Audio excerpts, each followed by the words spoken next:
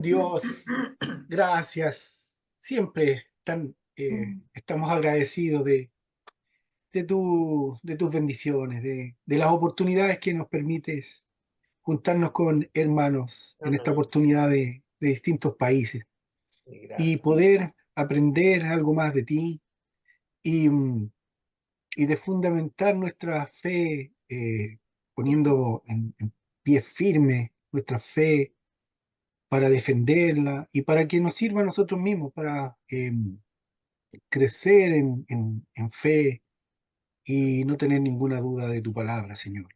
Muchas gracias, te pedimos que bendiga al pastor Enzo, que nos va a estar dirigiendo, guiando y usa su vida y también el debate que pueda existir para edificación de todos nosotros. Te lo pido Amén. en el nombre de Jesús. Amén. Amén. Amén. Amén. Amén. Bueno, voy a levantar la presentación. Eh, Como ustedes se dieron cuenta, si estuvieron revisando lo que les mandé en la mañana, esta presentación es sumamente larga porque eh, hay mucho material, hay muchas imágenes muy entretenidas que no es tan fácil de conseguir en las otras presentaciones. Y aquí mi hermano Ricardo Bravo ha provisto la mayor parte de estas imágenes y lo encuentro genial. Muchas de ellas son una sobre otra, o sea, repetir lo mismo, pero con otras imágenes, otros ángulos, así que no debería ser tan larga lo que vamos a ver. Pero creo que estas imágenes, que por supuesto no están en el libro, porque no se puede poner imágenes sin derecho a autor en un libro, estas imágenes les van a aclarar muchísimas cosas y sirven de argumento. Así es que hoy día deberían haber terminado el libro, tener leídas entonces hasta la página 458. Después de eso viene la bibliografía y ya no los molesto más con eso. O sea, hoy día deberían tener leído el libro y el que no lo tiene, siga leyendo tranquilito en la medida que vamos avanzando. No hay ningún problema por mí. El bosquejo de este artículo tremendo, extraordinario del doctor Bravo, Así es. acerca de las evidencias actuales que corroboran el diluvio del Génesis, son estos 12 puntos. Y la meta para hoy es que podamos trabajar estos primeros 7. Comencemos entonces con las evidencias históricas y culturales de un diluvio global. Cualquier pregunta que tengan durante el desarrollo, ¿no es cierto? Y durante mientras vamos pasando las imágenes, por favor, nomás levanten la mano y las atendemos. Aquí hay 3 citas que no están en el libro. En todas las culturas hay relatos sobre el diluvio mundial, son más de 300 y 30 de ellos por escrito. Desde hace mucho tiempo se sabe que las leyendas sobre el diluvio, ¿no es cierto? La gran inundación que causó la muerte de casi toda la humanidad, están difundidas por todo el mundo. Eso es una declaración de Ben Nelson y George Fraser en este libro que es del 1919, o sea, ya tiene más de un siglo. Es uno de los acontecimientos que parece ser conocido en las más distantes naciones, Australia, India, China, Escandinavia, y en las más diversas culturas y partes de América. Esto es otra declaración de un norteamericano en el año 1905. Y una un poco más reciente, del 82, crónicas acerca del diluvio se encuentran en más de 250 culturas distintas a través del mundo, desde tribus indígenas de América del Norte hasta indígenas de los confines de Sudamérica y desde culturas antiguas de Mesopotamia y África hasta el continente asiático. Así es que declaraciones como esta hay muchas y nos habla de lo extendido de este relato. Es una de las evidencias, ¿no es cierto?, de que algo enorme tuvo que haber ocurrido para dejar esta impronta tan fuerte en los habitantes de la tierra y que por supuesto se extendió a través de los que salieron del arca, se fue extendiendo, poblando la tierra y se llevaron consigo esta historia. Por supuesto, se llevaron muchas otras, pero ¿cómo habrá sido de fuerte esta que no se perdió a través de tantos siglos? Otra cosa que para nosotros es de vital importancia es la declaración de Jesús mismo. Y ustedes ya revisamos eso en otra parte, pero aquí lo tienen de nuevo. Por ejemplo, acá en Lucas 17, versos 26 y 27. Tal como ocurrió en los días de Noé, así será también en los días del Hijo del Hombre. Comían, bebían, se casaban y daban en casamiento hasta el día en que Noé entró en el arca y vino el diluvio y los destruyó a todos. Jesús usó esto como ilustración de su propia venida, así es que es muy evidente que el relato de lo que Jesús está diciendo está considerando el evento, diluvio, el evento, arca y salvación de Noé y su familia como algo completamente histórico, literal, no como una cosa figurada ni poética. Y bueno, eso Pregunta, para nosotros, eso para nosotros debiera ser suficiente. Para nosotros una declaración de Jesús no necesita más. Pero claro, nos interesa para temas de apologética y de poder conversar con más argumentos otras afirmaciones. Si la historia del Génesis respecto al diluvio global y al rescate de Noé y animales es verdad, entonces es posible plantear ciertas hipótesis de investigación. El arca debió tener un diseño extraordinario de ingeniería naval para sobrevivir a los embates de las enormes olas enormes. Eso lo vimos en la sesión pasada. Debe haber fósiles sedimentarios en todo el mundo, depositados en forma violenta y no gradual. Eso lo veremos ahora. Debe haber extensas zonas geográficas en distintas partes del mundo con capas de roca sedimentaria. Amplias superficies terrestres erosionadas, como por ejemplo son los cañones, y una subsecuente edad del hielo. Y todo eso precisamente es lo que encontramos eh, al investigar la superficie terrestre. Entonces, un investigador dice, a ver, si hubo un diluvio, esperaríamos ver estas cosas. Bueno, y es exactamente lo que vemos. Entonces, todo esto son evidencias de que en efecto se produjo este cataclismo sin precedentes. Aquí es donde comienza a luchar una suerte de dos corrientes en el área de la geología. El catastrofismo, que es el que nosotros defendemos y planteamos, versus el uniformismo. Ahí hay una mano levantada de Lucho Lara. sí, gracias. Era por el Lucas 17, del 26 al 27. Ahí ¿Ya? habla de que se casaban y daban en casamiento. Yo decía, ¿qué de malo tiene eso? ¿Será por el tema de los casamientos que se daban con ángeles, a lo mejor? Claro, es una posibilidad, Luchito, no tengo idea.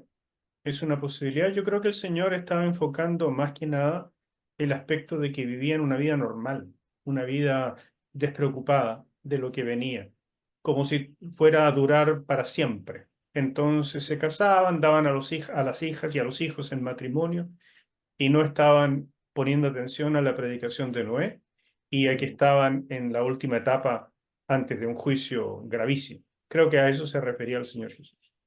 Sí. Bueno, a mediados del siglo XIX, la filosofía del uniformismo había sido adoptada por la mayoría de los geólogos. No obstante, y fíjense que estamos hablando del siglo XIX, o sea, hace poco atrás, pero por nada del mundo, antes de eso, alguien había pensado en esto del uniformismo. No obstante, un grupo menor de geólogos, tanto naturalistas, o sea, no creyentes, como creacionistas, o sea, creyentes, a quienes se les tildó de geólogos escriturales, los metieron a todos en un mismo saco, ofrecieron cierta resistencia a la nueva teoría geológica uniformista. Estamos hablando del mismo siglo XIX. Y se atrevieron a levantar su voz en congresos y seminarios científicos, defendiendo la tesis de que lo señalado por el Génesis bíblico eran elementos históricos confiables y que la catástrofe del diluvio estaba reflejada en la morfología de la superficie del globo terráqueo. Sin embargo, estos geólogos escriturales se vieron sobrepasados rápidamente por la nueva cosmovisión del uniformismo, y de este modo la geología terminó por abandonar los antecedentes históricos aportados por el Génesis. Esa es la historia de cómo esto se estableció. Y por eso hoy en día en las universidades solo se enseña uniformismo, no se enseña catastrofismo y por supuesto no hay ningún interés en el estudio de los aportes de Génesis.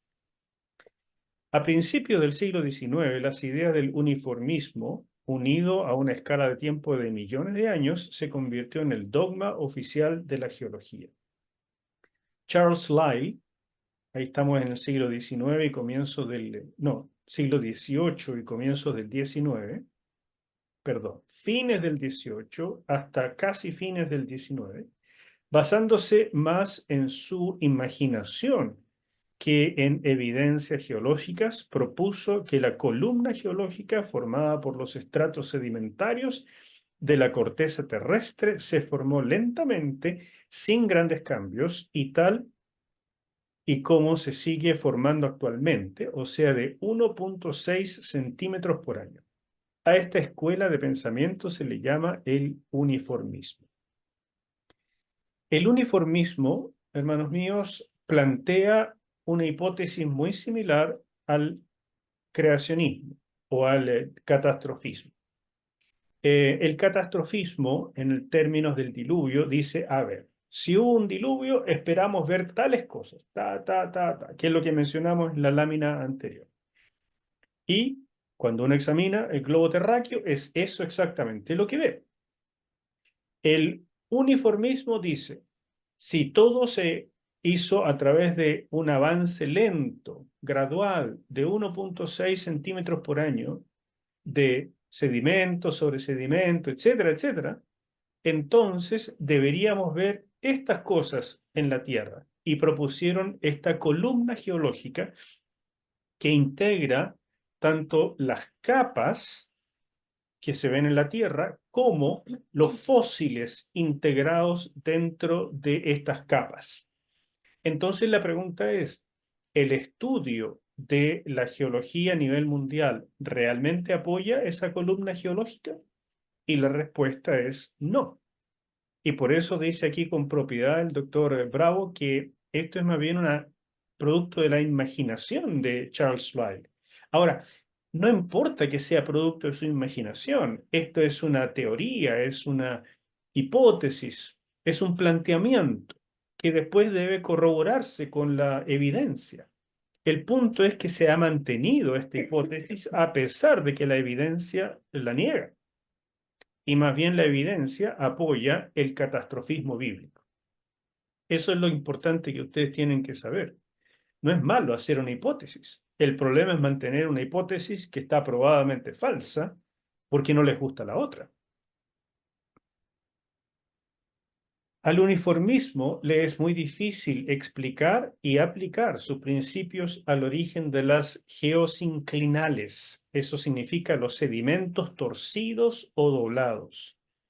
También a la evidencia de la glaciación continua de los polos, o sea que no se han derretido los polos, también a los mecanismos del desplazamiento de las placas tectónicas. También le cuesta mucho explicar el origen de los desiertos, la elevación continental y el volcanismo. O sea, esta teoría del uniformismo no explica ni una cuestión, pues, hermanos míos. ¿Se dan cuenta? Y eso es muy importante que nosotros lo entendamos. La mantienen a la fuerza porque no quieren aceptar la otra. Pero la verdad es que explica poco o nada. Curiosamente, y esto por supuesto es una ironía, el uniformismo geológico y el gradualismo biológico se han retroalimentado sistemáticamente en un razonamiento circular nutrido por falacias. Así, entonces, el uniformismo da la base para hablar de millones de años, incluso billones de años. Eso le sirve a la biología para hablar de un gradualismo en una evolución eh, mínima a través de cientos de millones de años y entonces se van nutriendo uno de otro y finalmente lo establecen con palabras rebuscadas y complicadas, lo establecen en grandes libros, en grandes simposios y conferencias y todos se aplauden a sí mismos, pero no explican ni una cosa. Son grandes falacias en forma circular. Y eso nosotros como personas de la escritura tenemos que saberlo. Si alguien de esa área me escucha en una de estas conferencias, por supuesto me va a decir, ¿qué sabe este tipo?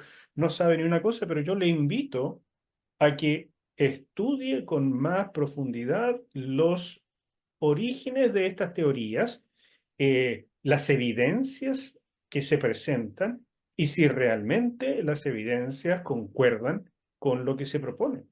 Y cualquier estudiante se va a dar cuenta que no es así. Lo que pasa es que parten de especies de tautologías, o sea, esto es así, por lo tanto, y se produce el desarrollo. El problema es que la base de donde parten está mala y no tiene evidencia. El catastrofismo, en cambio, lo que nosotros defendemos, catastrofismo bíblico, en cambio, enseña que cerca del año 3000 a.C., más o menos, no es exacto esto, sucedió un cataclismo mundial de tales dimensiones que las rocas fueron torcidas, las montañas fueron proyectadas hacia arriba, las aguas del subsuelo fueron expulsadas y el mar se hundió. Se desencadenó un volcanismo global, la atmósfera fue modificada y se formaron enormes glaciares.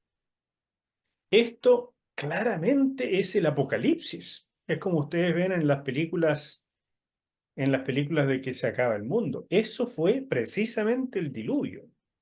Y si no hubiera sido porque el agua cayó a raudales, todo esto que vemos acá, el volcanismo global en todo el mundo y la violencia de todo lo ocurrido, de terremotos épicos, o sea, de seguramente más que 10 grados en escala de Richter, todo eso habría hecho que el planeta no pudiera volver a ser habitado. Pero el agua barrió, limpió y subsanó mucho de lo que había pasado acá, permitiendo un reinicio. Antes del diluvio, cuando vivían los dinosaurios, la Tierra tenía un clima tropical o subtropical en la mayor parte de su superficie y había una abundante y exuberante vegetación. No había grandes montañas formando barreras físicas o climáticas. Eso es una declaración de este caballero en el año 49. Y es lo que nosotros, así nos imaginamos desde el punto de vista bíblico la tierra antes del diluvio. Es decir, un clima muy parejo, tropical o subtropical, que no es tan violento como el tropical, no es tan húmedo, pero subtropical, con abundante y exuberante vegetación y montañas suaves, no más de 2.000, 2.500 metros. Toda la superficie bastante plana, no como lo es hoy. Antes del diluvio tampoco habían los blancos casquetes polares ni regiones desérticas, ya que espesas capas de vegetación verde cubrían casi toda la superficie terrestre, incluyendo las regiones que hoy son polares. Eso lo declara John C. Whitcomb en Early Earth. Y Whitcomb es uno de los científicos precursores de todo este tema eh, del creacionismo y todo eso a mediados del siglo pasado. Hoy en día, por supuesto, sobre todo con este ministerio en Génesis, hay grandes mentes científicas que han superado los conocimientos de Morris y Whitcomb, pero ellos fueron muy importantes a mediados del siglo pasado en lograr establecer una plataforma sobre la cual los cristianos pudieran pararse para entender la Biblia de una manera diferente. Si el diluvio fue universal, debe haber extensas zonas geográficas en distintas partes del mundo con capas de roca sedimentaria y amplias superficies terrestres erosionadas, o sea, cañones. En efecto, existen hoy grandes cañones terrestres y submarinos. Así que eso es muy importante, porque esto se fue en paralelo. Por una parte subían los montes y por otra parte descendía el, la plataforma debajo del océano. Entonces, la erosión fue en paralelo. Entonces, muy interesante que tenemos cañones tanto sobre la tierra como debajo del mar, y ambos con estas profundas erosiones. Los uniformistas dicen que todo esto es el efecto de ríos que pasaron por ahí por millones y millones y millones y millones de años y fueron cortando la roca. El problema con eso es que eso debiera ser igual en todas partes, porque si la Tierra tiene la misma edad en todas partes, entonces todo río antiguo debería producir el mismo efecto. Pero no, solo algunos pocos ríos en el mundo corren por estos tremendos cañones. No, no muchos. Ustedes ven nuestros ríos en el sur y claro que producen un desgaste, pero un desgaste de unos cuantos poquitos metros, no como esto, de ninguna manera. Tendríamos cañones como el Cañón del Colorado en todos los países y en casi cada río, y eso no es así. Eso es una prueba de que el gradualismo es imposible y que este cañón, así como todos los otros, fueron formados porque en este sector pasó el agua a grandísima velocidad, retrocediendo hacia el mar. Por tanto, hay solo dos opciones cuando vemos esta morfología en la Tierra. Un poco de agua en un muy largo tiempo, ese es el uniformismo y que no tiene fundamento serio, o una enorme cantidad de agua en un breve tiempo. Eso es exactamente lo que pasó. Miren más evidencias acá. Incluidos en estos estratos se encontraron miles de millones de fósiles. Estamos hablando de cualquier cantidad. No es uno que otro lagartito o dinosaurio o mariposa, no, son miles de millones de fósiles. Los lechos de carro, por ejemplo, en África contienen los restos de quizás 800.000 millones de vertebrados. En Wyoming, en Estados Unidos, los cazadores de fósiles encontraron una colina literalmente formada con huesos de dinosaurios apilados unos sobre otros. Todo eso nos habla de una muerte rápida, de que los cubrió la Tierra en fracción de horas o máximo días y no se pudieron arrancar. De lo contrario, no hay ninguna posibilidad de que eso ocurra en esa forma. Aquí tienen ustedes, por ejemplo, un fósil de dinosaurio que prácticamente es evidente que el pobre estaba corriendo, estaba arrancando y simplemente le cayó toneladas de tierra encima y ahí quedó. Aquí tienen ustedes de lo que estábamos hablando, estas piedras torcidas. Esta es piedra caliza doblada que se encuentra en una localidad de Suiza. Esto no es algo que se pueda hacer en la naturaleza porque la piedra es muy rígida. Entonces, si esto se produjera en miles de millones de años, que se va depositando de a poquito el material, no se podría lograr porque el material depositado de a poquito se endurece y cuando viene la siguiente capa se quiebra, no se dobla. Esto tiene que ser muy rápido y cuando el material todavía está moldeable, ya sea caliente o húmedo, ¿no es cierto? Las rocas normalmente no se doblan, se quiebran porque son duras y quebradizas, pero en muchas partes se encuentran capas dobladas sin quebrarse. Se tuvieron que doblar antes de secar completamente. Sin embargo, este doblado solo pudo haber ocurrido después que el resto de las capas hubieran sido depositadas, porque necesitan el peso de las otras para doblarse.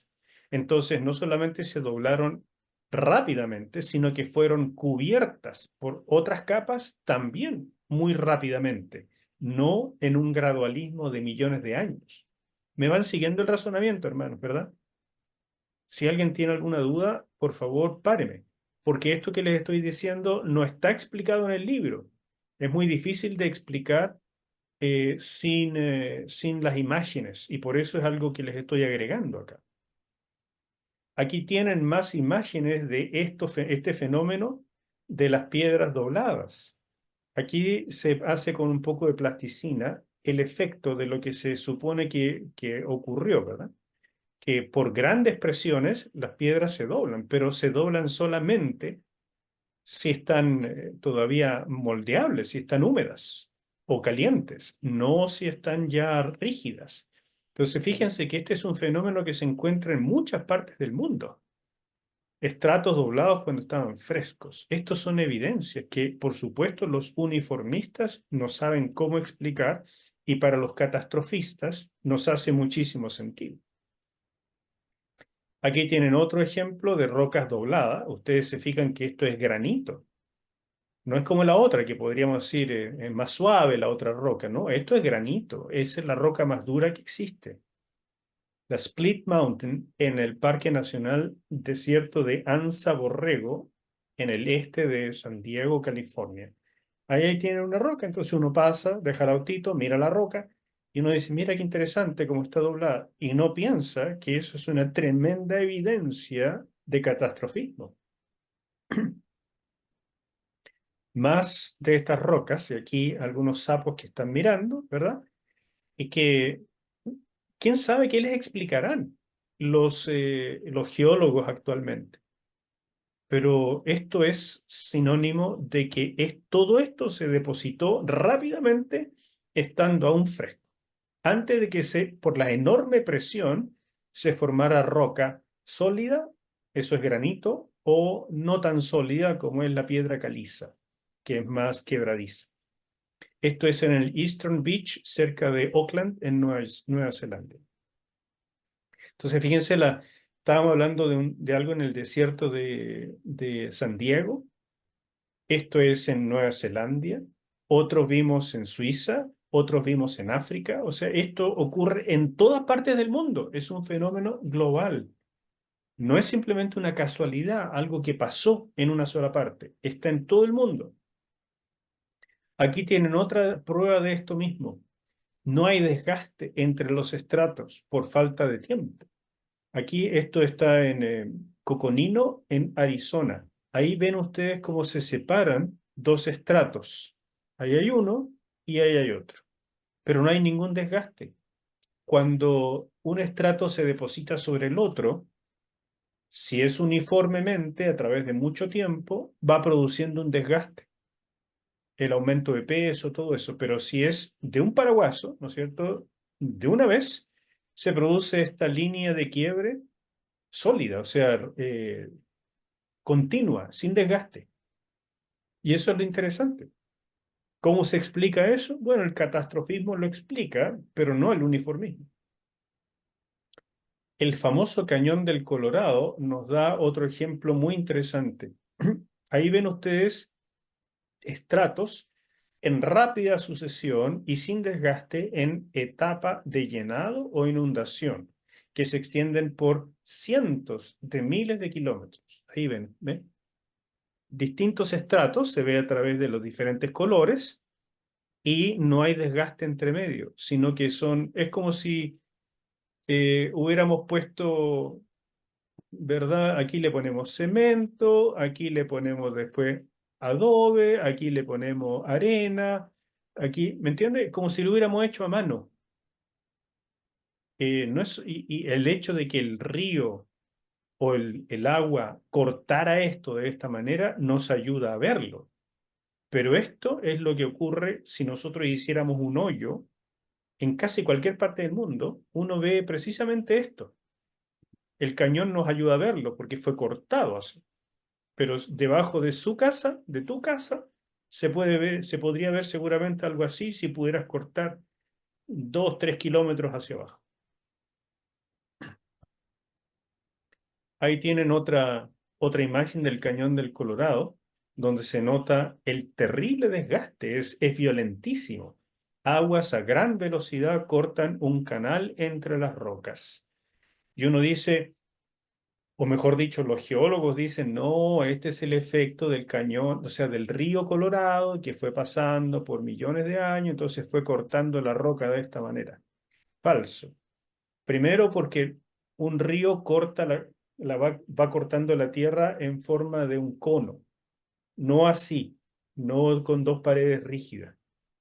Y por otra parte, aquí se aprecia la enorme velocidad que pasó el agua. ¿Cómo sabemos eso? Aquí les tengo una ilustración de nuestro tiempo. Este es el volcán Santa Elena en Washington antes de que hiciera erupción. Y este volcán fue famoso porque hizo una erupción cataclísmica, la verdad. Cuando hizo erupción en 1980, rompió la montaña, la despedazó y una pared entera de la montaña, o sea, del volcán, salió lanzada en esta forma. Cuando los volcanes lanzan hacia arriba, es una erupción, digamos, menos destructiva, porque va saliendo la lava y va cayendo por los costados. Pero cuando se produce una explosión y una ladera del volcán sale disparada por el efecto de la explosión, se produce una nube piroplástica que recorre el valle y lo va despedazando todo, porque lleva también toda la nieve y el deshielo que tenía arriba, más la lava, más, o sea, es una cosa espectacular. Y si mal no recuerdo, en esto puedo estar equivocado, eh, esta, esta nube corre como a 300 kilómetros por hora. Entonces no hay nada que se le escape. Los bosques desaparece todo así. Y miren lo que pasó. Esta misma nube, el agua violentamente lanzada en forma de deshielo, produjo este cañón de los glaciares y manantiales piroplásticos, ¿no es cierto? Después de la erupción del monte Santa Elena, perdón, y todo ocurrió en unas pocas semanas, mejor dicho, en unos días. Entonces un geólogo uniformista, si llegara aquí 100, 200 años después y no sabe que esto fue el producto de una erupción, diría, esto se formó por un río que venía acá y se demoró, a ver, se demoró 200 millones de años. No, esto se hizo en una semana o dos por el efecto de las aguas violentamente expulsadas de la erupción del volcán. Entonces aquí tenemos una evidencia de nuestro tiempo. Ahora imagínense eso mismo, pero a nivel planetario y con aguas que subieron 2.000 metros o 3.000 metros y después se recogieron violentamente para volver al lecho marino. Entonces estamos hablando de otra cosa. Este caballero, Andrew Snelling, es un doctor en geología que trabaja en el Ministerio Respuestas de Génesis, ese que ya les he mencionado. Dice, hoy podemos ver los efectos del desgaste por el clima y la erosión en todas partes del planeta. Eso es cierto, eso se produce. Si el diluvio ocurrió, ¿qué esperaríamos encontrar? Capas de roca sobre toda la Tierra llenas de millones de animales y plantas enterradas y fosilizados en arena, barro y cal. Eso es exactamente lo que encontramos. O sea, la erosión es un hecho, nadie la niega, la erosión que propone el uniformismo. Pero la erosión paulatina, gradual, uniformista, no puede explicar capas violentas, enormes y parejitas de roca una sobre otra y llena de plantas y animales enterrados y fosilizados violentamente. Eso el uniformismo nunca lo podría explicar. Eso es producto de catástrofes. Aquí hay más evidencia de un escape masivo. Estas son pisadas de dinosaurio corriendo, tratando de arrancar de algo. Bueno, ¿qué es lo que explica ese arranque? Porque quedó esto, aquí quedaron las huellas y después le cayó la tierra encima y eso endureció como si fuera una marca de cemento y después el desgaste de las olas fue quitando la tierra y se lograron ver las huellas. Pero eso es lo que pasa. Aquí tienen montes completos donde se ven las huellas de dinosaurios. ¿Se dan cuenta? Y la gente las puede ver hoy en día, son atracciones turísticas. Entonces uno se pregunta, ¿y por qué estaban corriendo? ¿De qué arrancaban? Millones de huellas hechas por animales arrancando en etapa de inundación. Las huellas fueron rápidamente cubiertas por capas de sedimentos posteriores y así se preservaron. De lo contrario, no se habrían podido preservar. Ahí llegamos al punto número 3. Antes de irnos al punto 3, preguntas, comentarios. La Gloria Ramírez.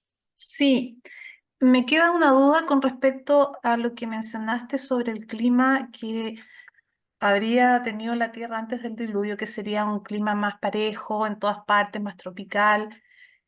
¿Eso tiene un asidero bíblico? O sea, ¿podemos sacarlo de la Biblia o de estos científicos que han dicho que esto sucedió y nos sirve como para fundamentar nuestra fe? Me queda eso como una duda. Y lo otro que me hace ruido también es que todo lo que vemos actualmente en el mundo como creación de Dios, nunca lo había pensado como un resultado del diluvio, cosas tan hermosas como los hielos del sur o todo lo que podemos ver alrededor del mundo. Entonces, es como, ¿por qué no creer que Dios, independiente de que sí el diluvio sucedió, que los cañones o que el hielo en los polos fue creación de Dios nomás, sin tener que darle un sentido de catástrofe? Interesante las preguntas, Glorita. La primera, acerca del clima. Hay ciertas evidencias bíblicas, como por ejemplo de que no llovió o no llovía antes del diluvio, de que todo se regaba por una especie de neblina, y que eso requiere, por supuesto, una temperatura determinada que se puede calcular. Eh, por otra parte, y lo veremos en la clase que viene, la Tierra no tenía la forma que tiene actualmente de varios continentes desunidos, sino más bien una Pangea, todo junto. Entonces el clima era mucho más uniforme, parejito. Todo eso son los aportes bíblicos y los científicos hacen lo suyo haciendo los cálculos y haciendo también los descubrimientos, porque si tú descubres en todas partes del mundo el mismo tipo de vegetación fosilizada, entonces uno dice, bueno, quiere decir que en realidad en todas partes había un clima similar. Incluso debajo de los hielos de la Antártida se han encontrado fosilizadas plantas tropicales o subtropicales. Así es que todo eso son evidencias que muestran que el clima era parejito.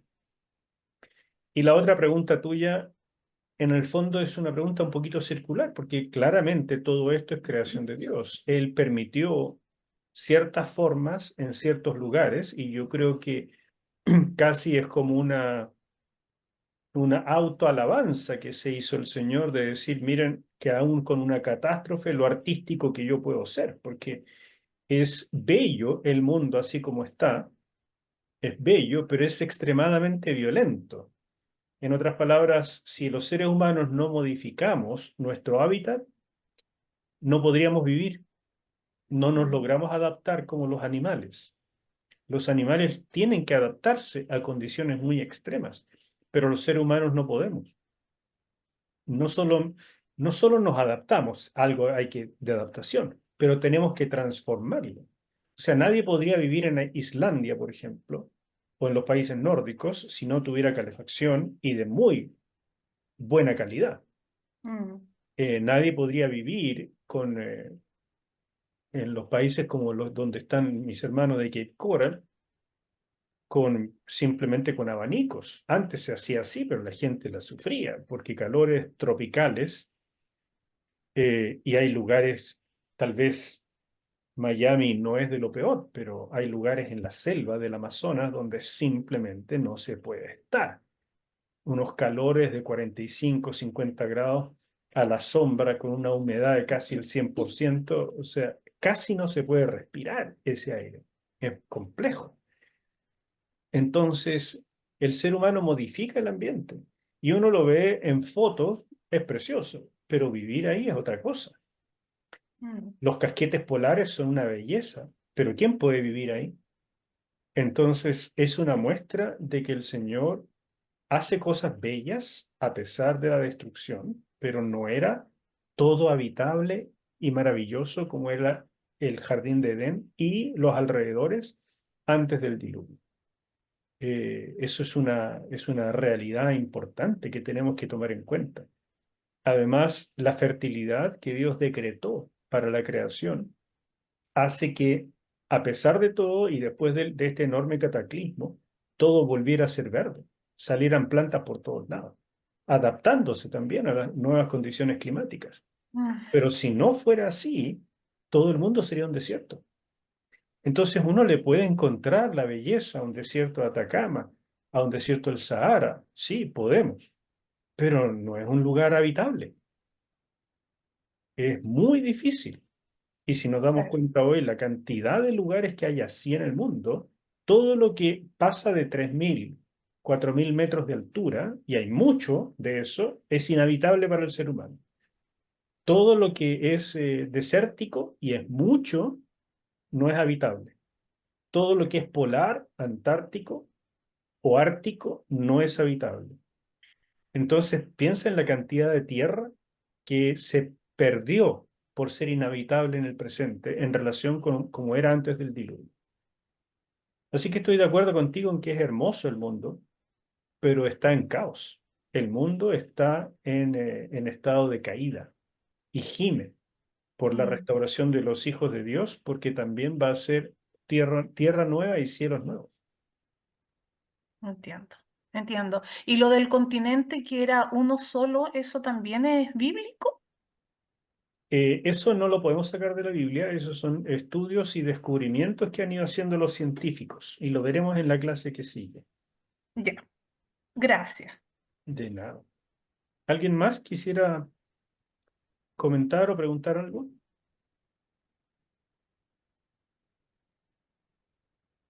Vamos bien entonces.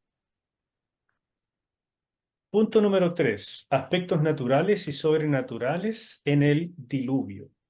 Aquí voy a mencionar solamente una pequeña cosa, porque creo que los aspectos sobrenaturales los trato con bastante detalle en lo que es mi parte de comentario bíblico acerca de estos capítulos 6 al 9, o sea, en la parte del diluvio. Y yo trato mucho estos aspectos y cómo fue revelado en las escrituras, mientras que el doctor Bravo también trata varios de ellos, pero con otra perspectiva, más bien científica. Así que yo no voy a trabajar mucho esto aquí y les animo a leerlo con más detalle en el libro. Este cataclismo planetario, que significó un fuerte rediseño del planeta Tierra, también tiene aspectos sobrenaturales, bien definidos en la escritura. Es importante aclarar que no se trata de recurrir al Dios de los vacíos, Gap en inglés, como suele ser señalado desde cierta crítica secular. La intervención sobrenatural está explícitamente definida en el texto bíblico del Génesis. Por lo tanto, cuando surgen aspectos sobrenaturales en el proceso del diluvio, no se trata de que se acuda a lo sobrenatural porque no sea posible explicarlo por medio de las leyes naturales. Es sobrenatural porque Dios lo estableció de modo explícito en los escritos del Génesis, y este hecho debe tenerse en cuenta junto al accionar de las leyes de la naturaleza. O sea, cuando Dios decretó el día exacto en que comenzaba el diluvio y se lo anunció a Noé y le dijo, en 7 días comienza, súbete al arca, etcétera, etcétera, eso es porque Dios tenía el control. Cuando dijo esto va a durar tanto tiempo y así fue, y después empezó a retroceder el agua, eso es un milagro, eso no es algo natural.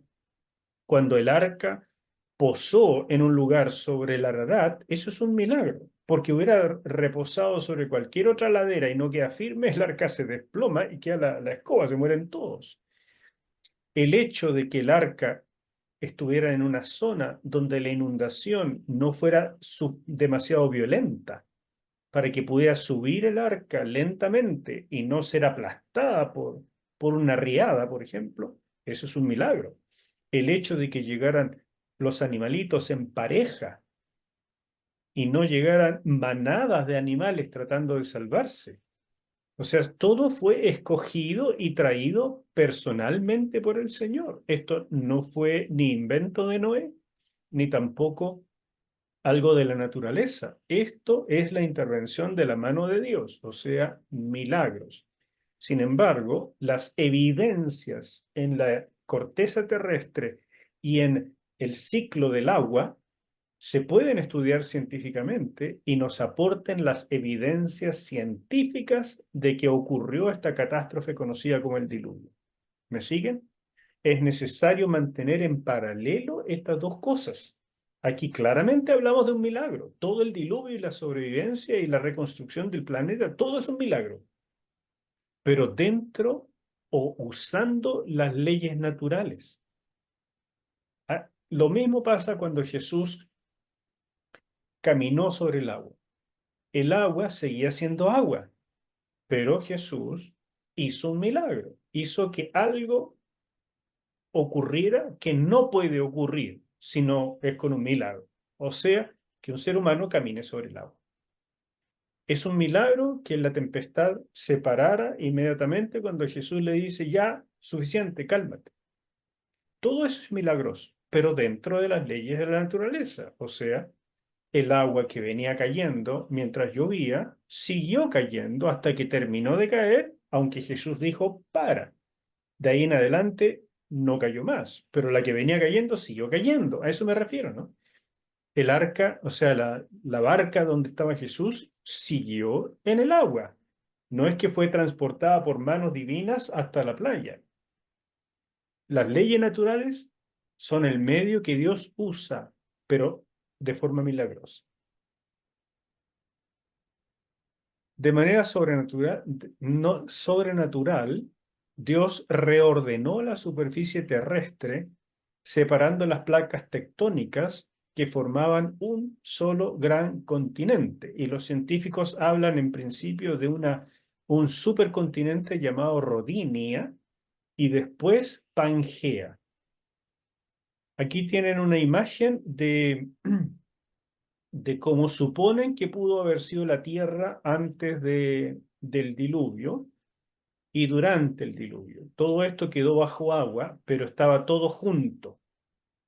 ¿Ok? Eso es la idea que tienen los científicos de cómo pudo haber sido, y la idea es porque los continentes calzan, porque se ve que hay coincidencias en las placas, se ve cómo están hechas las placas submarinas y bueno, muchas cosas que estudian los geólogos y que dan evidencia de una Pangea.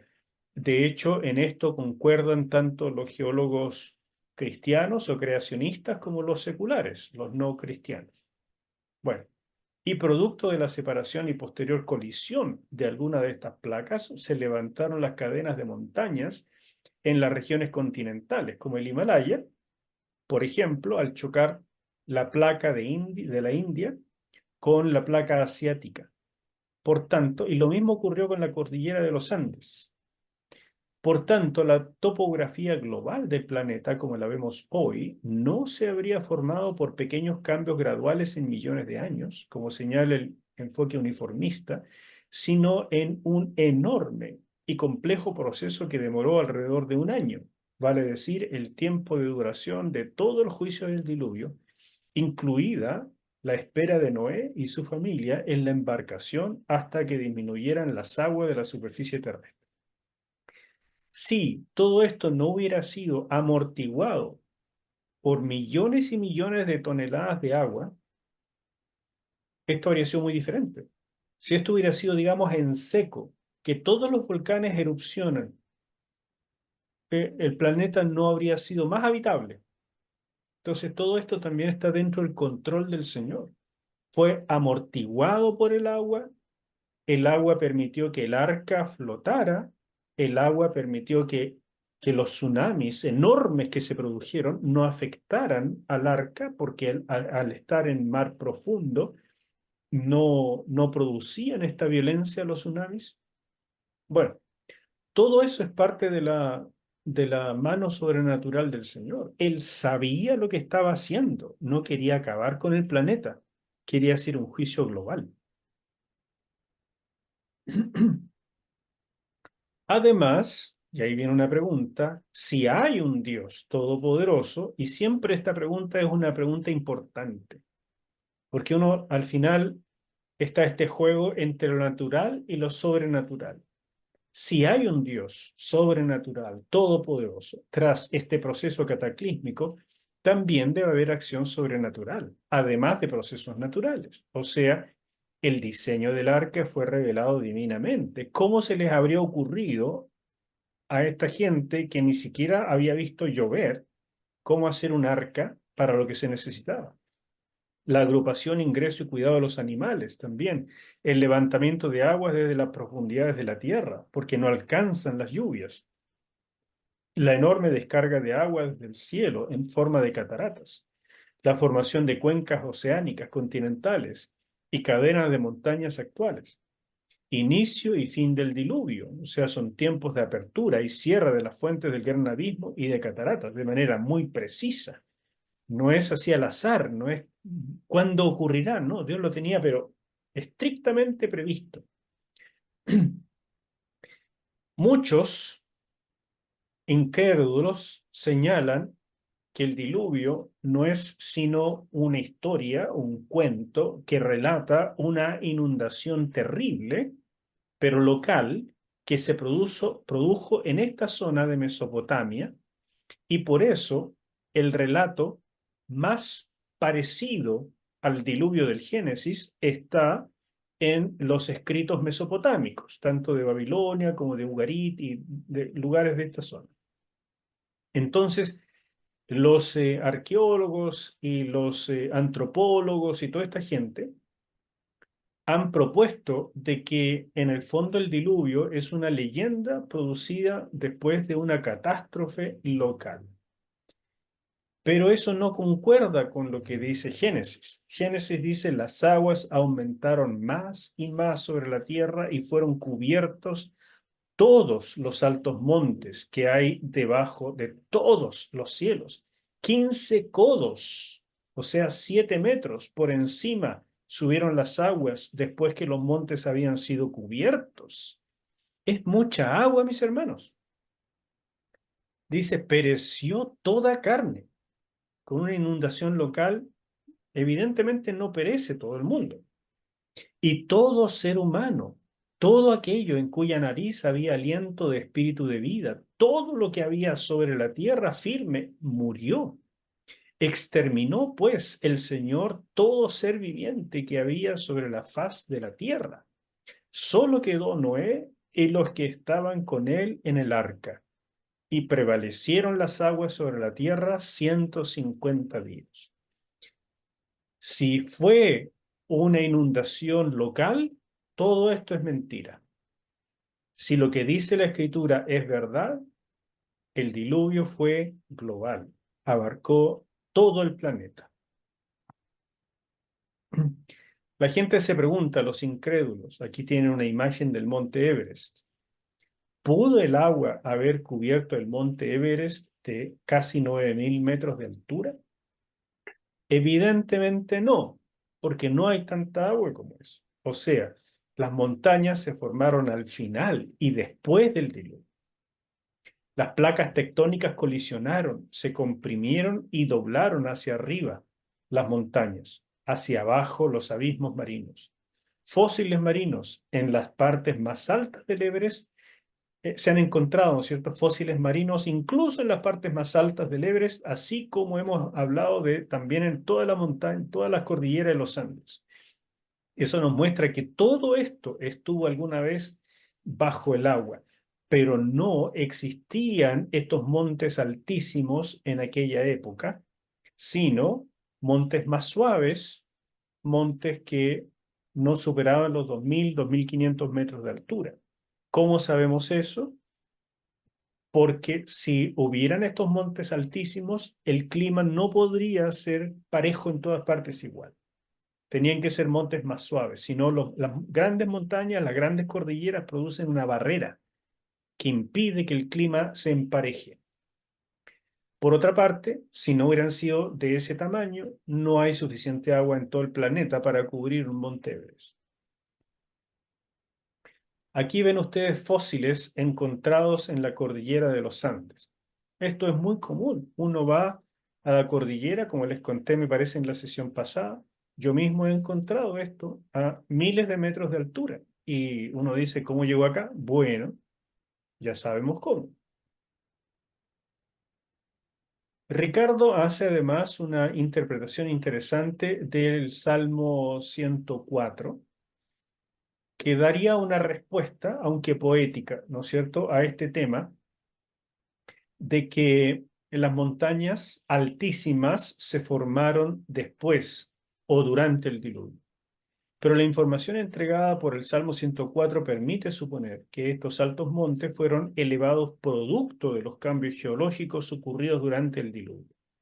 Los fósiles marinos encontrados en las más altas cumbres de las montañas, lo que evidencia que alguna vez estuvieron bajo el agua, además de muchos fósiles de plantas y animales propios de zonas templadas o subtropicales, que han sido descubiertas en distintos puntos del globo terráqueo, incluyendo los polos.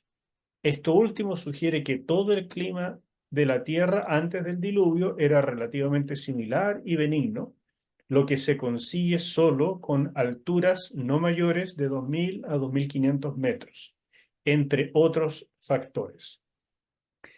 Sin embargo, de todas formas, no habría suficiente agua en los océanos y atmósferas para sobrepasar los 2.000 o 2.500 metros de altura a nivel planetario.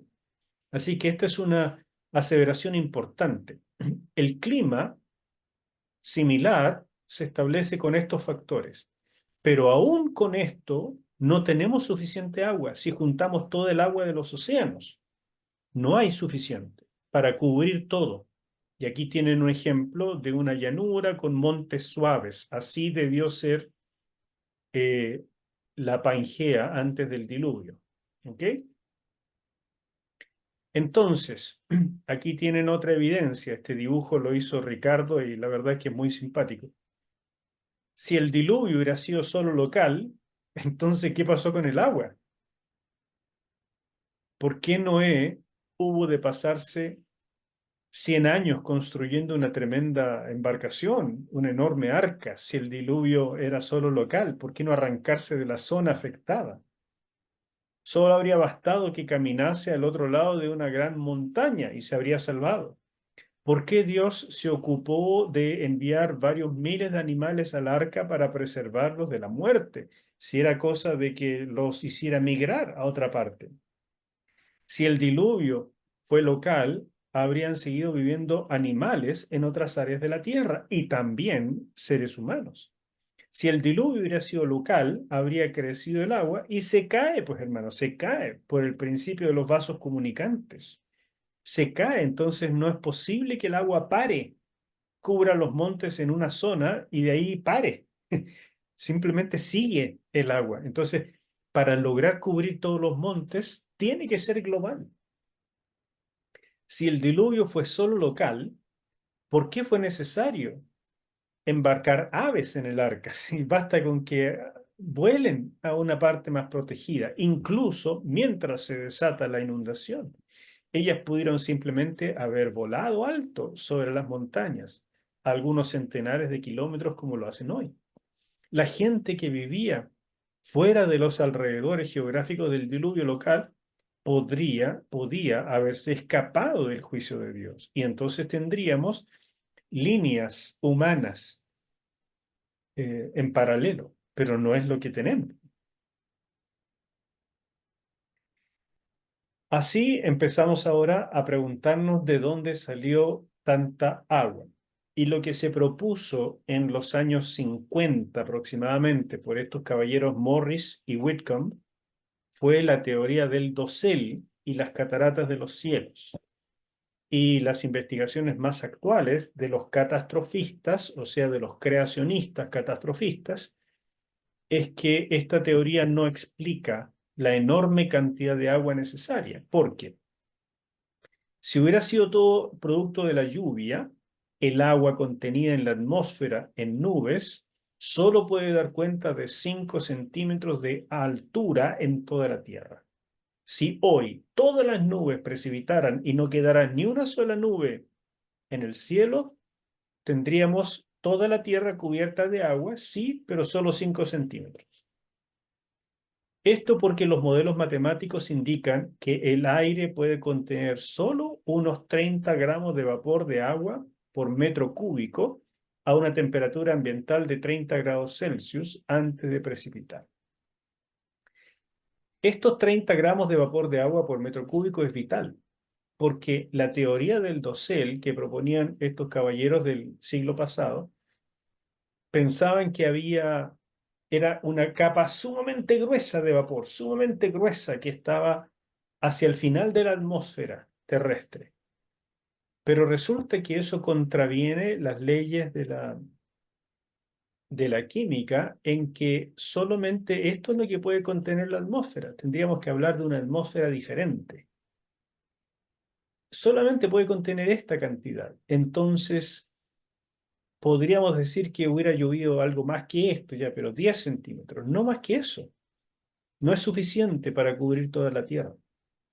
Entonces, para lograr tener toda esta agua, es que estos creacionistas han descubierto la posibilidad de un nuevo ciclo del agua, incluyendo la ruptura, no solamente en ese minuto, sino permanente, de fuentes o grietas del gran abismo, que habrían sido la principal fuente del agua del diluvio, con gran actividad volcánica y telúrica durante los 150 días, o sea, no solamente los 40 días que relata de que llovió intensamente.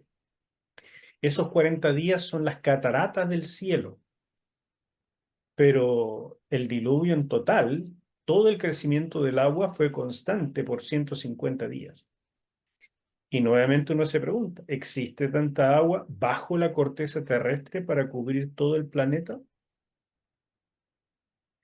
Nuevamente, la gente se imagina así nuestro planeta Tierra, con mucho magma, gran presión, vapor, todo listo para salir en una erupción volcánica. Así es como los científicos plantean la situación, pero resulta que hay descubrimientos fascinantes que hablan de otro tipo de cosas. Cuando pensamos en la capa conocida como manto, a más de 600 kilómetros bajo la corteza terrestre, solemos imaginar un océano de lava. Sí. Sin embargo, hay mucha agua atrapada en un mineral llamado ringwoodita, a unos 660 kilómetros por debajo de la corteza de la Tierra. Un artículo publicado en junio del 2014. Fíjense que esto es tan reciente como hace 10 años. Antes de eso el ser humano no lo sabía. ¿Ustedes se dan cuenta de lo reciente de estos descubrimientos y de lo actualizados que estamos? Esto en junio del 2014 en la revista Science afirma que esta gran cantidad de agua es 3 veces superior al agua de todos los océanos juntos. Y estudios posteriores, más recientes todavía, calculan que el agua interior de la Tierra sería unas 9 a 12 veces la suma de todos los océanos. Es cualquier agua, mis hermanos. Este es el mineral que ya se me olvidó cómo se pronunciaba, ¿eh? Espérame. La ringwoodita. ¿Ya? La ringwoodita. Este es. Así se ve. El geofísico Steve Jacobsen de la Universidad de Northwestern en Estados Unidos dijo que el descubrimiento sugiere que el agua de la Tierra pudo haber venido desde el interior, impulsada a la superficie por actividad geológica. El agua está integrada a nivel molecular en la ringudita, la cual al ser sometida a altas presiones reacciona como una esponja a nivel molecular. Eso es un material que no se conocía antes. Es un descubrimiento súper reciente. El estudio de Schwandt en el 2014 combinó los experimentos de simulación hechos sobre la roca del manto bajo altas presiones a unos 660 kilómetros debajo de la superficie de la Tierra, donde se ha descubierto que está lleno de diamantes también por la enorme presión, utilizando grandes cantidades de datos sísmicos de más de 2.000 sismógrafos en todo Estados Unidos. Finalmente concluyeron que la clave estaría en una zona llamada de transición entre unos 400 y 660 kilómetros de profundidad bajo la superficie de la Tierra, donde el agua almacenada en las rocas del manto contiene un mineral denominado ringudita, que ya vimos. Se trata de un mineral azul, como el zafiro, muy abundante en el manto terrestre y que actúa como una esponja, absorbiendo gran cantidad de agua en forma química.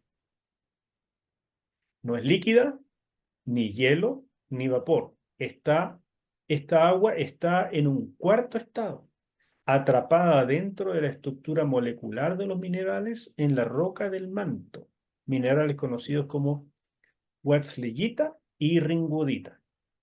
El peso de 250 kilómetros de roca sólida del manto crea una alta presión y las temperaturas superiores a 1100 grados Celsius hacen que una molécula de agua se divida para formar un radical hidroxilo, el que se puede unir a la estructura cristalina de un mineral como este. Entonces, esto es un proceso químico. El agua está adherida a esta roca químicamente, no como líquido, ni como hielo, ni como vapor. Por lo tanto, los estudios revisados dejan claro que el ciclo del agua en la Tierra implica un proceso mucho más complejo que solo considerar el agua que circula entre la atmósfera, los océanos y las aguas superficiales. El ciclo del agua se extiende profundamente hacia el interior de la Tierra, hasta unos 660 kilómetros hacia abajo, donde se encuentra un segundo depósito colosal de agua en un cuarto estado, cuyo volumen es varias veces la suma de todos los océanos de la superficie. En la medida que la zona del manto se moviliza debajo de las placas tectónicas, genera movimientos del magma, parte del cual sube junto con el agua profunda a través de las erupciones volcánicas o a través de fisuras en el manto superior de la corteza que se abren en el fondo de los océanos o en la superficie terrestre. Esto es muy interesante. Cuando se produce una erupción, hay mucho vapor y este vapor no es solamente de el agua que se derrite, que está arriba del cráter, es también esta agua que está subiendo. Hay muchas zonas donde simplemente el agua sale en forma de vertientes. Viene de las profundidades también, de napas y cosas así, pero la presión de la tierra para hacerlo subir es parte de este proceso. Debajo del océano, en el lecho oceánico, hay zonas que los buzos han descubierto que hay agua dulce, debajo del agua salada. Y eso es interesantísimo porque el agua está saliendo de esta manera, está por la actividad volcánica, se desprende de este mineral, sale del lecho marino, pero sobre esa tiene agua salada. Entonces, con el tiempo se vuelve salada, pero en la medida que está saliendo, ese sector es de agua dulce, debajo del mar. Todos estos descubrimientos que son muy recientes nos dicen de dónde salió toda el agua. El ciclo del agua antiguo, el que se enseña todavía en el colegio, es este. Evaporación, nubes, chocan, precipitan, el agua vuelve a los océanos, ¿no es cierto? Y siempre se pensó que era una cantidad fija de agua. Pero es necesario establecer que hay un nuevo ciclo del agua. Si solo se consideran los procesos de evaporación, de condensación y precipitación ocurridos en la superficie terrestre, como siempre se había dicho, y en la atmósfera, no resulta factible que el planeta completo se haya inundado hasta cubrir las cumbres más altas de las montañas prediluvianas. Ese era un argumento de los científicos contra el diluvio del Génesis. Y tenían razón. Entonces los creacionistas decían, ¿qué hacemos? Porque estas evidencias son sólidas. Solo hasta el 2014 es que empieza a descubrirse esto otro. Me recuerda cuando el Señor dijo que cuando sus hijos callen, las rocas van a hablar. Aquí habló la ringudita. Este modelo, entendido como un ciclo circular entre los océanos, la atmósfera y la corteza terrestre, aún se enseña en medios educacionales. Además, se ha sostenido durante mucho tiempo que el agua es un recurso fijo y no renovable. Es decir, el modelo supone que el planeta Tierra se formó con una determinada cantidad de agua y es esa misma agua inicial la que se ha ido manteniendo a lo largo del tiempo, sin más producción de este vital compuesto. Ese es un supuesto súper potente, pero es falso. Pero este modelo es incorrecto, no es correcto. Por una parte, en la superficie de la Tierra, todos los seres vivos, billones de ellos, ya sea plantas, animales, microbios, etcétera, ocupan agua, que ya no volverá al ciclo hidrológico, debido a que un porcentaje de esta agua incorporada por los seres vivos de la Tierra se rompe a nivel molecular, separándose en sus átomos esenciales, hidrógeno y oxígeno.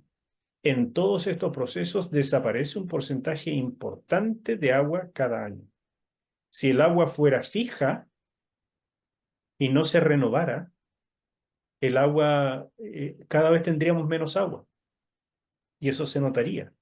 Pero los científicos están siempre sorprendidos de ¿por qué no se acaba nunca el agua? ¿Por qué no disminuye?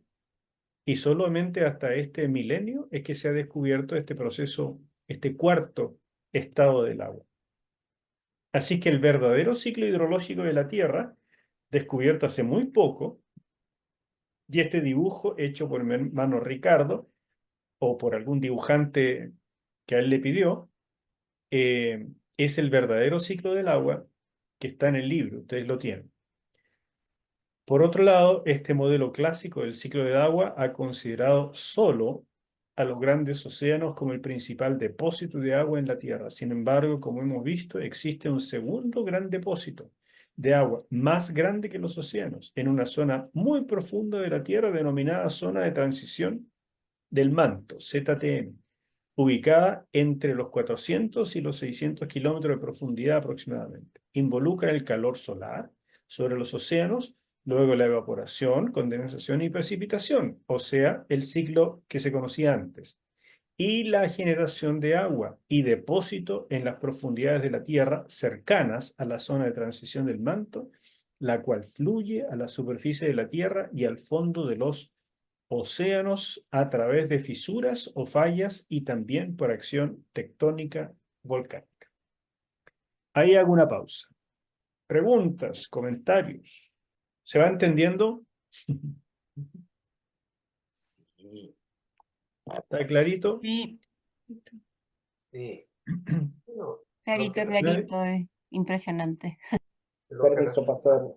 lo que Eh, resulta extraordinario es que hemos estado realmente abocados a una enseñanza que no era verdadera. El ciclo del agua que nos han enseñado no es el real, sino que se ha añadido el verdadero ciclo hidrológico, que el cual compone esta tremenda cantidad de agua a kilómetros ya de la Tierra, que va, digamos, soltando agüita ya a través de esas fisuras, etcétera, pero también a través de estas erupciones volcánicas, que sin duda es lo que relata el libro de Génesis. Realmente a mí una de las cosas que me sorprende es la claridad con que la palabra del Señor, considerando este verdadero ciclo hidrológico de la Tierra, que Dios obviamente lo sabía, aunque no lo sabíamos nosotros, ya habíamos estado medio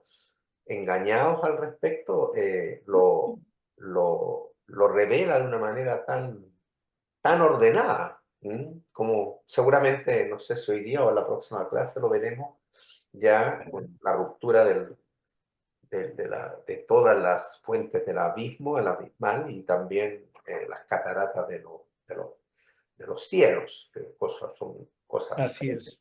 es. Así Y eso que que, tú dices, Carlito, es fenomenal en el sentido de que Dios permite que el agua vaya siendo suplida de acuerdo a la necesidad de claro, manera muy gradual, pero cuando Él quiso hacer el juicio, permitió que esto saliera violentamente hacia arriba, usando los medios de la naturaleza, o sea, la actividad volcánica, pero salieron cantidades de aguas extraordinarias y después, con el mismo poder sobrenatural, hizo que el agua retrocediera y volviera a adherirse químicamente a estas rocas para volver a las profundidades e ir saliendo gradualmente. Entonces, el mantiene, control de Dios aquí es digno de arrodillarse y adorar, amén, así es. sin duda. Y creo que a eso nos debe llevar la ciencia en última instancia. La verdadera ciencia nos debe llevar a adorar a Dios, no a negarlo ni a creerse dioses. Así es. ¿Algún otro comentario o pregunta? Pastor, yo lo más, esto que mostró con eso de la ringurita me sorprendió realmente, porque yo lo más que había llegado a escuchar era algo referente a algo denominado agua fósil. El término agua fósil era lo que yo había escuchado, pero jamás pensé que algo como un descubrimiento como la ringurita iba a salir así, como que con el tema de la restauración del agua y eso. Me sorprendió totalmente, Amén, hermano. Sí, estos son totalmente descubrimientos muy sorprendido. recientes. Son descubrimientos que la verdad es que la mayor parte de la gente no las conoce. Yo no las conocería, usted no las conocería si no fuera por el aporte de un hermano y científico como el doctor Bravo. Simplemente no llegaría esa información a nosotros. Y mucha gente, profesores de colegio y toda la población del mundo no tiene idea de esto. Les aseguro que en 50 años más todavía no lo van a saber y va a seguir enseñándose el ciclo del agua común y corriente y usando para decir que no hay suficiente agua para el diluvio y que por lo tanto es una falacia cristiana. Y nadie conoce estas cosas. Así que entendamos que así como esto, hemos ido echando por tierra muchas mentiras que han circulado a través de la enseñanza por ya décadas, incluso tal vez siglos. Sí, sí. En el diluvio, enormes fuentes de agua salieron disparadas hasta alcanzar unos 32 kilómetros de altura. La precipitación de esta agua produjo lluvias torrenciales que la Tierra nunca había experimentado ni antes ni después. O sea, fue por la actividad volcánica global que salió agua disparada a grandísimas alturas. ¿Y qué es lo que pasa en toda erupción volcánica? ¿Ok? Pero si estamos hablando de una situación global de todo el mundo y desde las profundidades del manto, Mm, entonces se produce o se puede explicar científicamente este fenómeno de cataratas de los cielos. mm, ¿Se fijan? Porque, ¿cómo explicar una catarata del cielo? Esa forma de describir una lluvia torrencial que se mantiene en todo el planeta al mismo tiempo por 40 días y noches. Eso no existe en el presente, no podría ser. Nunca llueve en todo el planeta al mismo tiempo y nunca por 40 días. Esto es precisamente el efecto global de erupciones volcánicas al mismo tiempo, expulsando enormes cantidades de agua que está contenida en lo más profundo y que entonces saltan hasta estos 32 kilómetros de altura y que además entonces con la enorme cantidad de ceniza volcánica que habría salido, obligó a que toda esta agua expulsada precipitara violentamente sobre la Tierra. La ceniza volcánica lanzada a la alta atmósfera pudo colaborar con las altas precipitaciones. Y, por supuesto, cuando parte de esa agua alcanza la crioestratosfera, se congela y cae en forma de nieve, en forma violentísima. Entonces, en algunas partes, cuando el agua ya fue bajando y la tierra quedó expuesta, o antes de que terminara de bajar y algunas zonas con agua marina, ¿no es cierto?, quedaran entonces expuestas a esta precipitación de nieve violentísima, esas zonas se congelaron. Y son, por ejemplo, lo que nosotros vemos en Siberia y en Alaska y en los polos, que simplemente se congeló violentamente. Aquí tienen una imagen de un mamut encontrado en Siberia, congelados, con comida en sus bocas. Entonces, estos mamuts los agarró el diluvio y estaban comiendo, y a lo mejor nadando, esa zona se congeló. ¿Me explico? Y esa zona se congeló violentamente por el efecto de lluvias torrenciales, pero de agua que llegó hasta la crioestratosfera y descendió ya no en forma de agua, sino en forma de copos de nieve, hasta congelarlo todo. Y eso es una glaciación. Es una zona del planeta congelada, no en forma gradual, sino violentamente en cosa de un par de días. Una enorme zona. La Tierra surgió definitivamente desde de debajo de las aguas, o sea, todo el planeta quedó azul, todo el planeta quedó cubierto de agua. Los resultados indican que los océanos han cambiado fuertemente su volumen en tiempos pasados, donde la Tierra al inicio habría estado totalmente sumergida en agua. A partir de estas investigaciones se infiere que, en el principio, los océanos de la Tierra contenían casi el doble de agua que poseen actualmente, de modo que todos los continentes habrían estado sumergidos. ¿Dónde se fue esa agua? Bueno, volvió a los abismos, volvió al lugar de donde Dios la sacó para cubrir toda la Tierra. Aquí tienen un proceso que no les expliqué con toda claridad en las sesiones anteriores, pero creo que es bueno que lo entendamos. ¿Cómo ocurre la fosilización? El problema para la fosilización es que existen depredadores como gusanos, los carroñeros, la descomposición bacterial, las larvas, hongos, etc. Y no dejan nada.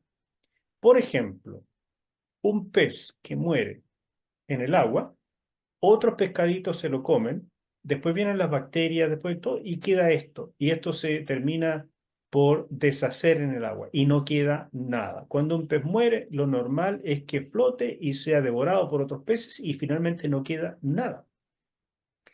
Pero cuando ocurrió el diluvio, un pececito iba por ahí, se encontró de pronto con enormes cantidades de sedimento que venían arrastrados por grandes cantidades de agua y lo sepultó. Entonces el pescado muere sepultado. Y cuando muere sepultado, no logran estos depredadores comérselo. Y por lo tanto queda impreso en la roca, porque esto al principio es blando y después se endurece, en la roca queda impreso la figura del pez.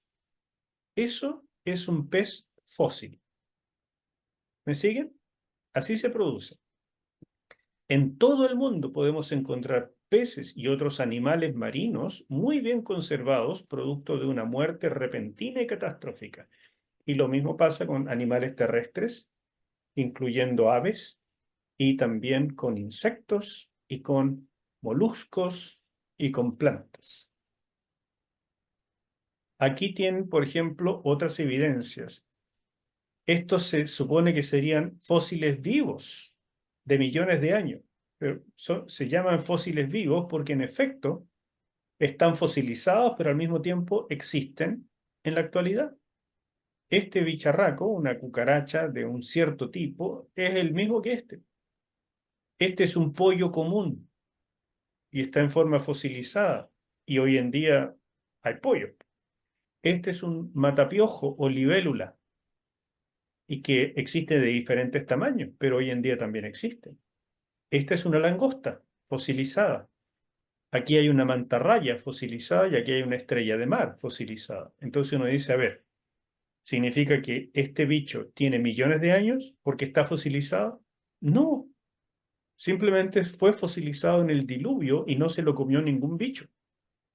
Por eso logró quedar fosilizado. Pero el Señor preservó a otras estrellas marinas para que hoy tuviéramos estrellas marinas. ¿Me siguen el razonamiento? Entonces no son de millones de años, sino que simplemente los fósiles que conocemos se produjeron por un entierro rápido, violento, en el diluvio. El entierro masivo de peces en todo el mundo, hay mucha evidencia de esto.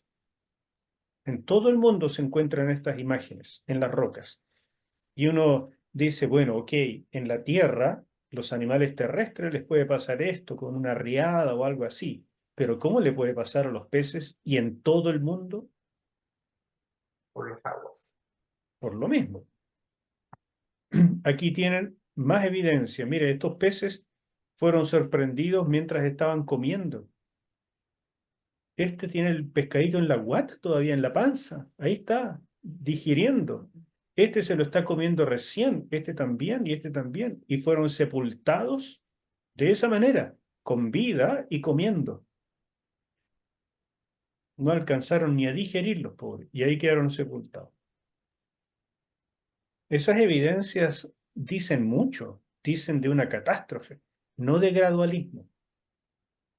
Aquí hay otras imágenes de fosilización rápida y de animales comiendo. Aquí, lo mismo que mencionamos en la sesión pasada, estas son más de 100.000 ballenas enterradas a 30 kilómetros de la costa de Cerro Blanco, Ica, en Perú, descubiertas en el año 99. 100.000 ballenas. ¿Qué creen ustedes que estaban haciendo las ballenas a 30 kilómetros de la costa? En el sitio se encontraron también marsopas, tortugas, focas, peces perezosos y pingüinos, todos bajo 80 metros de sedimento. En el desierto chileno, unas 40 ballenas barbadas en el desierto chileno, más otras especies de cetáceos. Ahí tienen las imágenes de las ballenas, una sobre otra.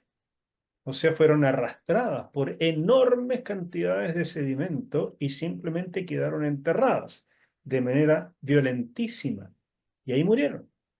Y de esa manera, porque murieron así de rápido y sepultadas, no se la comieron los otros bichos y logramos tener hoy en día los fósiles. De lo contrario, no quedaría nada. Entonces, viene aquí un estudiante y le pregunta al profe de biología, ¿pueden tener millones de años de antigüedad el tejido biológico blando? Y el profesor dice, no, por ningún motivo. En los fósiles no hay tejido blando y por eso sabemos que tienen millones de años, porque están en tales estratos que la geología ha determinado que se formaron gradualmente a través de millones de años. ¿Se fijan? Entonces el razonamiento es completamente circular. Y la estudiante le dice, pero ¿puede haber tejido blando o puede tener tejido blando millones de años? Y el profe le dice, no.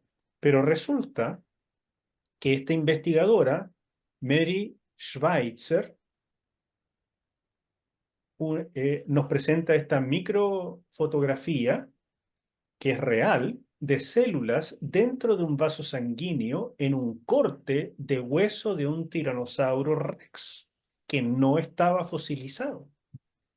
Esta es una fotografía de esta señora Schweitzer, ¿no es cierto? Y fue publicado en la revista Science en el año 2005. Este es un descubrimiento extraordinario, porque en este hueso de Tiranosaurio Rex había tejido no fosilizado y estaba blando. O sea, que esto no puede tener millones de años, sino apenas un máximo de 10.000 años. Y lo más probable es que tuviera no más de 5.000 años. Esto es un fósil, semifósil, enterrado violentamente en el diluvio y que preservó tejido blando en los últimos 5.000 años. Todas las pruebas científicas han confirmado que el pigmento rojo de la sangre, hemoglobina, también está presente. Eso es imposible si es un fósil de millones de años. ¿Cómo puede entonces este hueso de dinosaurio tener millones de años? ¿Hay evidencia de dinosaurios en la Biblia y en el arca de Noé? Fíjense, por ejemplo, esta imagen que está en la puerta de Ishtar, en Babilonia, construida aproximadamente en el 575 a.C. por el rey Nabucodonosor. Este bicharraco no existe en la actualidad. Entonces uno se pregunta, ¿y de dónde sacaban estos modelos esta gente? ¿Cómo se les ocurría hacer este tipo de dragón o dinosaurio? ¿Se les ocurría nomás o es que lo habían visto, lo veían todavía? Alejandro Magno, en el año 330 a.C., después de que invadiera India, trajo informes de haber visto un gran dragón viviendo en una cueva al que algunas personas estaban adorando como un dios. 330 a.C. Es ahí a la vuelta de la esquina, mis hermanos. Y existían estos animales que, por supuesto, fueron perseguidos y exterminados por lo peligrosos que pudieran haber sido. Mira esta imagen. Parte de un mosaico del Nilo en Palestina en el año 100 a.C. Ahí están luchando con ¿qué? ¿Es una lagartija súper desarrollada? Tiene toda la pinta de ser un dinosaurio, ¿no? Esta me impresionó mucho. Mira, esta es en Camboya, Angkor Wat o Wat, en Camboya, en el siglo XII de nuestra era. Es la imagen de un estegosaurio. Es este de acá, que se ha encontrado fosilizado, ¿no es cierto? Pero resulta que acá, en el siglo XII de nuestra era, esta cultura tenía esta imagen tallada en piedra. Entonces uno se pregunta, a ver, esta gente nunca había visto un fósil. Esta gente no eran arqueólogos en el siglo XII de nuestra era. Entonces, ¿cómo sabían de esto? ¿Había de estos bichitos vivos todavía en esa época? Mira esta otra. En el siglo XVI de nuestra era, en Ica, Perú. Mire este dibujo. ¿No le recuerda a los dinosaurios que vemos en Jurassic Park? Ahí está, con su cuerno, con esa caparazón que tenía detrás. Este es un dibujo hecho por los incas en el siglo XVI de nuestra era, cuando fueron llegando los españoles. Todavía habían de estos bicharracos, o al menos era parte de su historia. No son leyendas, hermanos. Los dinosaurios no se extinguieron hace millones de años. Se extinguieron gradualmente por la persecución humana, pero fueron salvados de la extinción del diluvio en el arca. Y con eso termino la presentación de hoy, que ustedes se dieron cuenta que pasamos como 60 diapositivas, pero bien rapidito mostrando hartas imágenes interesantes. ¿Qué les parece lo de hoy? ¿Comentarios? ¿Preguntas? Impresionante. Impresionante, es lo que puedo decir. Quedé de una pieza. Amén, pues. Esa es la idea de entender bien este libro y usarlo apropiadamente.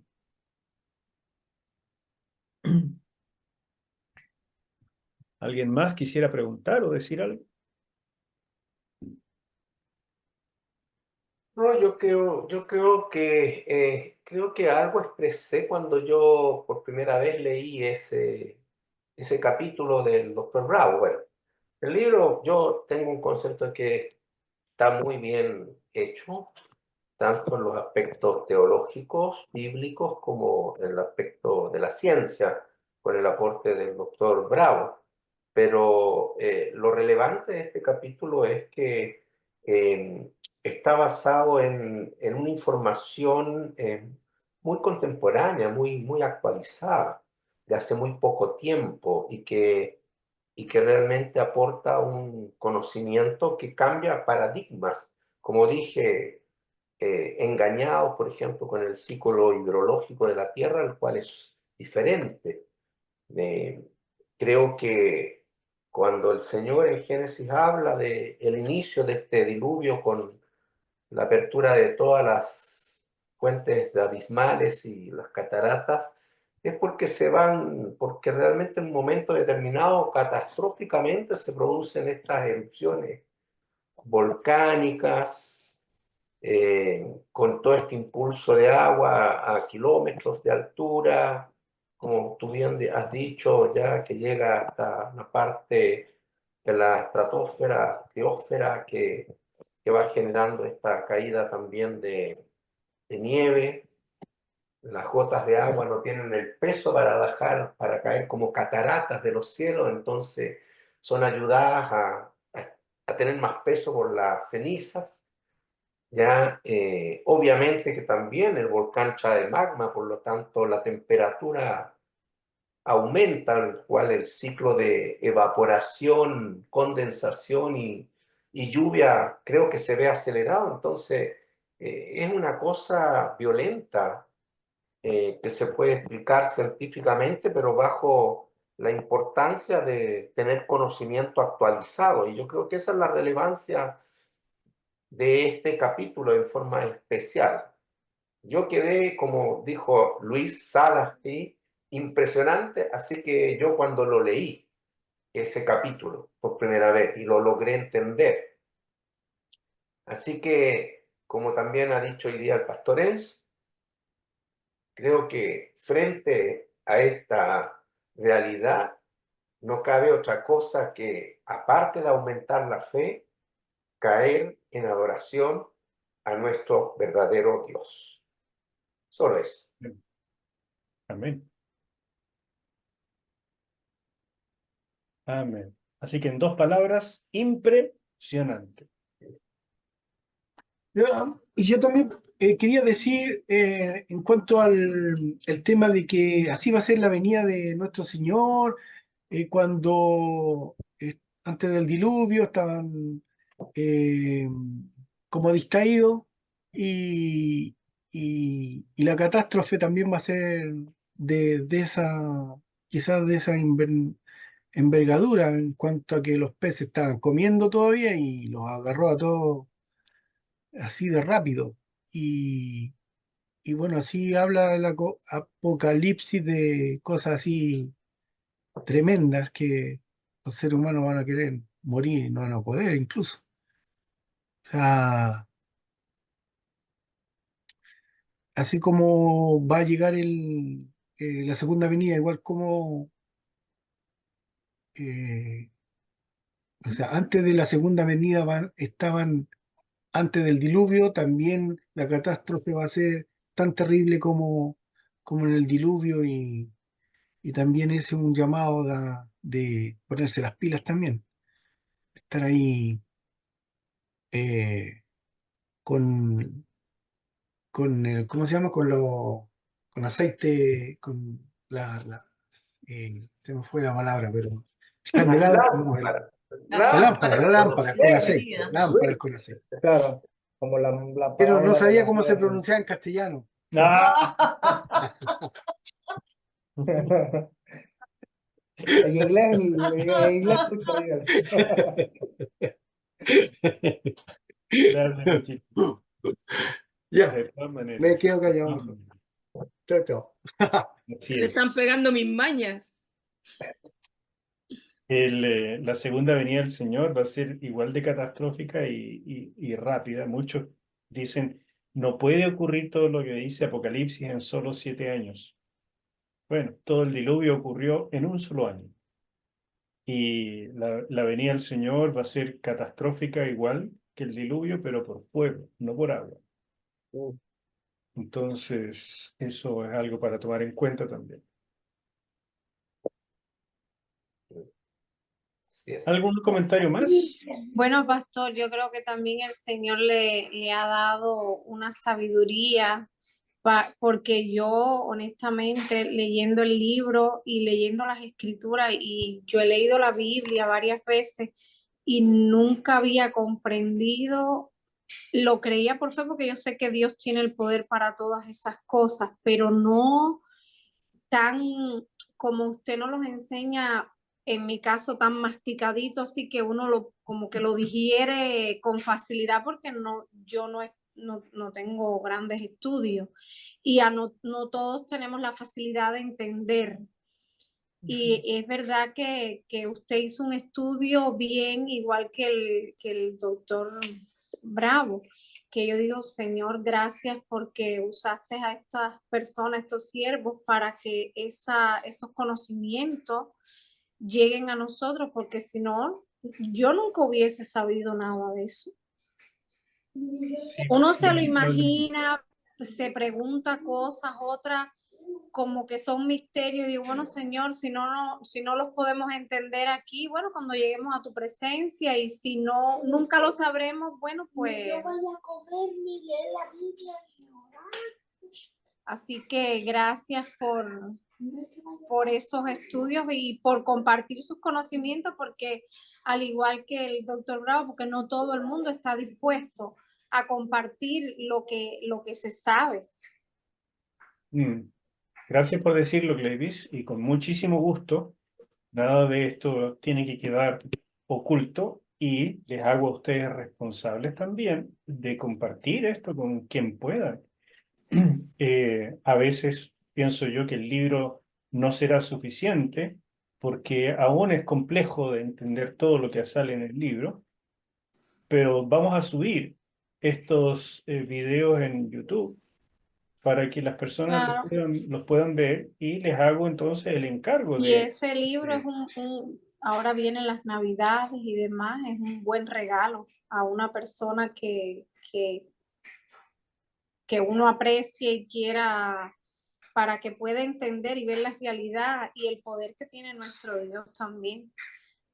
Así es, por lo menos creo yo, los cristianos debieran leer este libro. Sí, Todos los cristianos debieran leer este tipo de información y ver esto, como les digo, va a estar disponible en YouTube gratuitamente, entonces les animo a poder compartirlo tan pronto empiece a subir. Son videos largos, de 1 hora y media, casi 2 horas. sí, pero vale la pena, vale la Yo creo pena. que Y vale el la pena. libro está muy, muy, muy bueno. Uno lo tiene que leer y volver a leer, pero sí, yo pienso que uno como cristiano tiene que estar bien preparado, porque cuando uno enfrenta como estos cursos, uno dice, Dios mío, pero si estoy en pañales, yo no, estoy como el pollito tratando de salir del cascarón y se Pero- queda uno como, Señor, ayúdame. Lo importante es salir del cascarón, pues, ¿ah? Sí. Y al final lo importante no es llenar tanto la cabeza, sino que el corazón se llene de fe. Este curso al final, no se olviden, fue hecho para fortalecer la fe, no llenarles la cabeza de detalles. ¿Mm? ¿Alguien Amén. más tenía una pregunta? Aquí, ok. Bueno, yo sinceramente vivo completamente admirada cada vez que escucho esto, me queda así, Dios mío, Dios mío, Dios mío. Solamente puedo alabarlo y dar gracias al Amén. pastor por su enseñamientos, por esa forma tan lúcida, tan clara de nos a presentar algo tan que realmente no pasa. Como ya otras personas lo dicen, se lee la Biblia y uno pues la acepta, sin esa claridad, como realmente son iluminados por el Espíritu Santo para que nos abran los ojos y que nos abran el corazón y que nuestra fe se fortifique cada vez más. Obrigado, gracias, Padre. Gracias, Gracias. gracias Marcelita por el comentario. Aquí estoy ayudándoles como tratando de esquematizar lo que Ricardo escribió. Yo no soy experto en esa área y ni mucho menos. Logro entender lo que él escribe, y por eso se lo puedo resumir. Pero todo esto es mérito de él y de sus conocimientos. Y de mucha gente a la que él ha consultado y que gracias a Dios se dedican a compartirlo. Lamentablemente todo en inglés, pues en español no tenemos prácticamente nada. Mi parte o mi humilde contribución es en la parte bíblica y espero que eso también esté igualmente claro, porque es la combinación de esto, es decir, mire, la ciencia respalda que todo esto pudo ocurrir, pero la Biblia es la que dice que ocurrió y cómo ocurrió. Y esa es la combinación, ¿se fijan? Yo trato de explicar lo que Dios reveló y Ricardo nos trata de explicar cómo eso se produjo desde el punto de vista eh, físico, químico, mecánico, biológico. Esa es la idea. Entonces es una linda combinación y bueno, hay mucha gente, ustedes ven la cantidad de notas que tiene Ricardo y también por mi lado la cantidad de gente consultada. A todos ellos nuestra gratitud por compartir sus conocimientos y a ustedes por ser una audiencia tan perseverante en tratar de salir del cascarón, como decía alguien por ahí. Pero nunca pierdan de vista, hermanos, que el objetivo es fortalecer la fe. ¿Ya? Quedemos hasta aquí y nos vamos a comer algo y a hacer tuto.